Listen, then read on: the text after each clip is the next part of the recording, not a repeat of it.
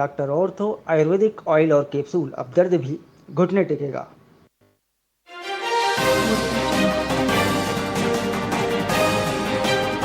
को चुना जाएगा राष्ट्रीय अध्यक्ष। कुलदीप बिश्नोई और देवेंद्र भूरिया खेमों में मुकाबला।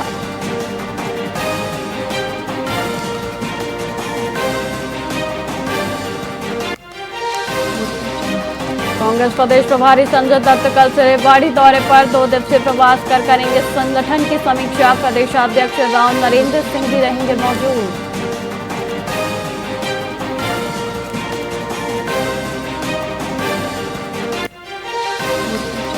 हरियाणा में अंतर्राज्यीय ड्रग्स सिंडिकेट का भंडाफोड़, अब तक 16 आरोपी गिरफ्तार। दिल्ली और यूपी तक फैला नेटवर्क।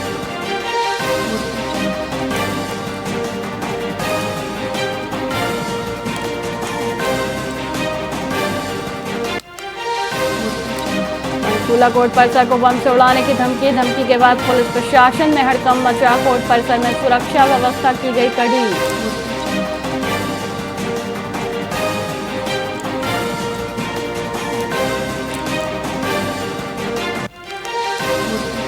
कॉमनवेल्थ गेम्स में हरियाणवियों का दबदबा। नीरज यशवीर जैवलिन थ्रो के फाइनल में 7 बॉक्सर ने मेडल पक्के किए।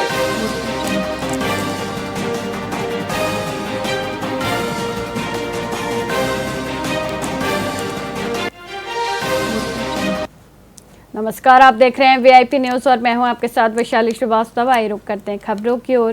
राष्ट्रमंडल खेल 2026 की महिला डिस्कस थ्रो स्पर्धा में भिवानी की बहू सीमा सांगवान कली रामन ने कांस्य पदक जीतकर देश का नाम रोशन किया है। उन्होंने 58.65 मीटर का सर्वश्रेष्ठ थ्रो कर यह उपलब्धि हासिल की।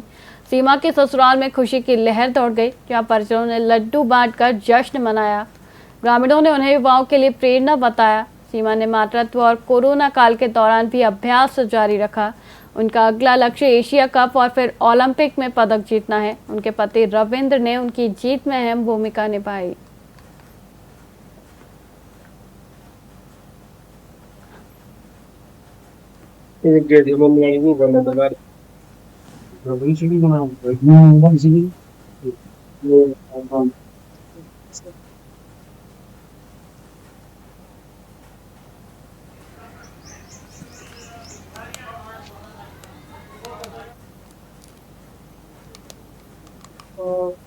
पूरा गांव को भी सबसे ज्यादा खुशी है।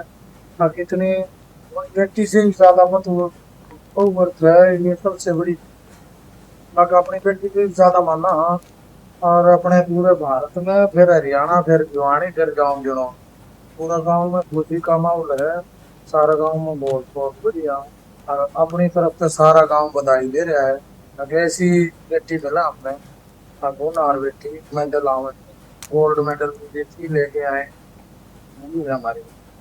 और बच्चों के लिए क्या कहना चाहते हैं? बच्चों के लिए इतने सब बच्चों को यही कहना चाहते हैं कि अपने गांव में जितने बच्चे हो सबको मेहनत कराओ और बच्चे आगे निकले, गांव का नाम हो। और अपने गांव के जितने भी बच्चे हों सबको यही हम कहना चाहते हैं अपनी तरफ से, अगर मेहनत करो और मेडल लेके आओ, नाम ऊंचा हो गाँव का भी, हरियाणा भारत का भी नाम ऊंचा। आपको कब पता चला उनको मेडल जीत के? सुबह सुबह पता चला।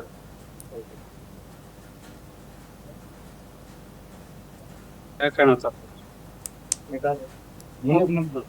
बस ये कहना चाहते अपने जो गोल्ड मेडल है उनकी जितना ये अच्छी बढ़िया खेल रहा है, सबसे ज्यादा पूरे देश का आने वाला साल था और बढ़िया मेडल दिया ही था। सही बढ़िया काम है, सही किताब में और जो कि ना वो नहीं था कुछ।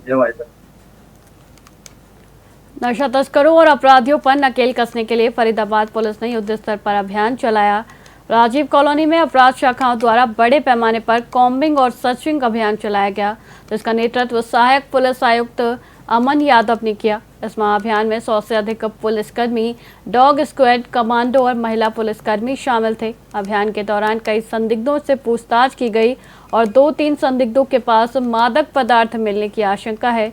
ड्यूटी मजिस्ट्रेट की मौजूदगी में इन पर सख्त कानूनी कार्रवाई की जाएगी। पुलिस ने अब तक 275 से अधिक मामलों में 350 से ज्यादा नशा तस्करों को गिरफ्तार किया है। बहुत बड़ा अभियान चल रहा है राजीव कॉलोनी सेक्टर 56 में, क्या कहेंगे? जी, पूरे फरीदाबाद में ही नशे के खिलाफ हम लगातार जो है ड्राइव चला रहे हैं और अभी तक इस वर्ष में लगभग 250 से ज़्यादा FIR जो है वो NDPS के जो इलिसिटली जो सप्लाई कर रहे थे उनके खिलाफ हमने FIR रजिस्टर की है जिनमें एक्शन किया गया है। सर, आज अभी तो उसी कुछ मिला के अंदर हमने राजीव कॉलोनी के एरिया के अंदर हमने कॉम्बिंग की है। जिस भी एरिया से शहर में पहले पुराने टाइम पे लगातार शिकायतें आती रही हैं या फिर जहाँ पे पहले रिकवरी हुई है तो ये एहतियातन तौर पे हम इस तरीके की कॉम्बिंग जो है वो करते हैं ताकि इसके ऊपर एक प्रभावी रोक लगातार लगाई जाए। आज की इस चेकिंग के दौरान भी अभी जैसा मुझे टीम से पता लगा है हमें 2-3 जगह पे जो है तो वो NDPS की रिकवरीज जो है वो हुई है। तो उसमें जो ड्यूटी मजिस्ट्रेट हैं उनको इन्फॉर्म किया गया, वो आकर के आगे की कार्रवाई जो है वो पूरी कर रहे हैं। तो आज की जो रेड है इसमें हमने लगभग 100 के करीब पुलिस पर्सनल जो थे वो शामिल थे और इसमें रूटीन में हम ये कॉम्बिंग करते हैं, लेकिन आज हमें उस कॉम्बिंग के दौरान जो है मैंने बताया कि 2-3 जगह पे जो है स्मॉल रिकवरीज भी हुई जिसके खिलाफ FIR दर्ज करके हम कार्रवाई करें। सर, आगे भी अभियान जारी रहेगा? जी, मैंने बताया कि ये लगातार चल रहा है और हम फरीदाबाद शहर में और जगह पे भी इस तरीके की कार्रवाई जो है पीछे भी की गई है, आज भी की है और आगे भी जारी है। जो सर इस तरह का नशा बेचते हैं कार्रवाई है, उनके लिए क्या कहना चाहेंगे? ये एरिया संवेदनशील बनता जा रहा है तो इस पर आप क्या कहना चाहेंगे? मैंने बताया कि पहले यहाँ पे जो रिकवरीज जो हुई है उसी को ध्यान में रखते हुए हम यहाँ पे इस तरीके से ये जो कॉम्बिंग है ये कर रहे हैं ताकि फर्दर इंसिडेंट्स को रोका जाए और अगर थोड़ी सी भी सूचना कहीं से आती है तो तुरंत हम प्रभावी तरीके से इस तरीके की कार्रवाई जो है उनके खिलाफ करते हैं ताकि आगे कोई भी कार्रवाई ना कर पाए। सर, ये माफिया जो है इतने बेकाबू होते जा रहे हैं तो क्या इसमें हम पुलिस की कोई नाकामी माने? नहीं, मैंने आपको बताया कि इन लोगों के खिलाफ लगातार जो है प्रभावी कार्रवाई की जा रही है और इस वर्ष भी 250 से ज़्यादा केसेस दर्ज किए गए हैं जिसमें 8 कमर्शियल क्वांटिटी के केसेस हैं और जो आदतन अपराधी हैं उनके खिलाफ हमने PIT NDPS के जो सेक्शंस हैं उसके तहत उनको हमने प्रिवेंटिव डिटेंशन के लिए केसेस भी जो है तैयार किए हैं और हाल ही में हमने एक अपराधी जो लगातार NDPS के सप्लाई के अंदर शामिल था उसकी जो प्रॉपर्टी उसने नशे की कमाई से अर्जित की थी उस प्रॉपर्टी को भी हमने अटैच करवाने का काम किया है। सर, समाराखा नगर परिषद में मनीषा कुहार निर्विरोध उपाध्यक्ष निर्वाचित हुई हैं, जिससे शहर में जश्न का माहौल है। BDPO कार्यालय में हुए चुनाव में केवल एक नामांकन दाखिल होने के कारण उन्हें सर्वसम्मति से चुना गया। ADC अंकित चौकसे ने चुनाव प्रक्रिया को शांतिपूर्ण और पारदर्शी बताया। भाजपा जिला अध्यक्ष दुष्यंत भट्ट ने मनीषा कुहार को पार्टी का पटका पहनाया और इस निर्विरोध चयन को संगठन की एकजुटता का परिणाम बताया। समर्थकों ने ढोल नगाड़ों, आतिशबाजी और मिठाई बांटकर अपनी खुशी जाहिर की। नवनियुक्त उपाध्यक्ष ने सभी को साथ लेकर समान विकास का वादा किया। जैसा मैंने बताया, इस म्युनिसिपल काउंसिल में तो 17 पार्षद हैं, एक चेयरमैन है। उनमें से केवल 2 पार्षद सदस्य जो हैं वो आज अनुपस्थित रहे, बाकी सारे आज जो इस प्रक्रिया में प्रेजेंट। टाइम क्या रहा सर? क्या टाइम दिया था? आज 11 बजे ये कार्रवाई शुरू हुई थी। 11 बजे से 11:25 तक उनकी उपस्थिति और अनुपस्थिति की कार्रवाई की जानी थी। 11:25 में जब फोरम पूरा हो गया उसके बाद नामांकन की प्रक्रिया शुरू करी गई। नामांकन 12 बजे समाप्त हुआ। 12 से 12:15 तक जो है नामांकन पत्र की स्क्रूटनी की गई।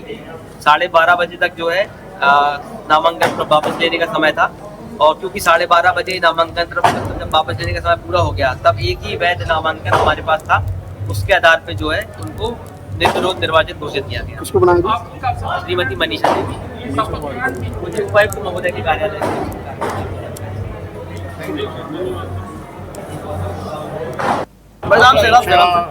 आज नगर पालिका समालखा में वाइस चेयरमैन के पद पर सर्वसम्मति से चुनी गई है।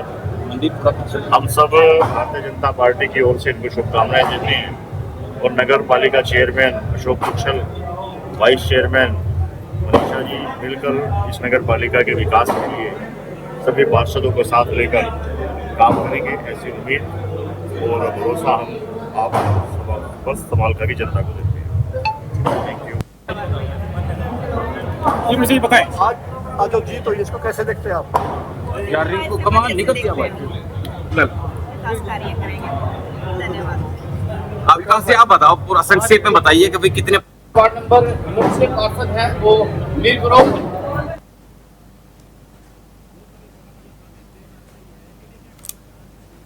फिलहाल खबरों में इतना ही। मुझे दीजिए इजाजत। देखते रहिए VIP न्यूज़। नमस्कार।